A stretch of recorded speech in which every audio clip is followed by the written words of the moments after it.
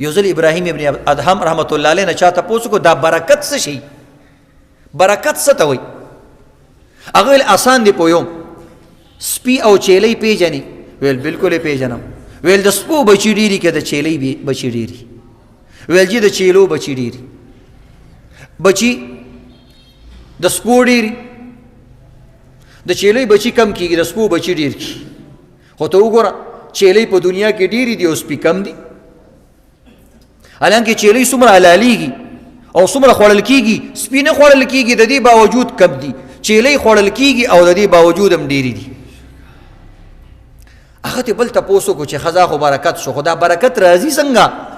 او د چیلۍ کې دا برکت ولې دی او په دې سپي کې دا بې برکتي ولې ده؟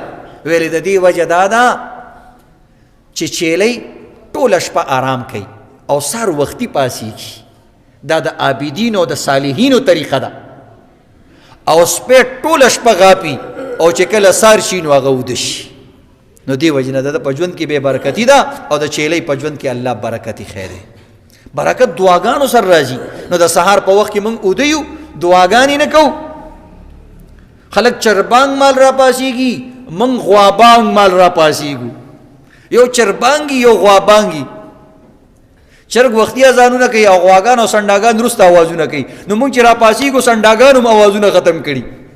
نو د خرو اوازونه شروع شوي ځکه خلک پې چې کم دی دغه وړي شګې مګې وړي، نو بیا په کوزو کې خره اوازونه کوي، موږ هغه ټایم را پاسېږو.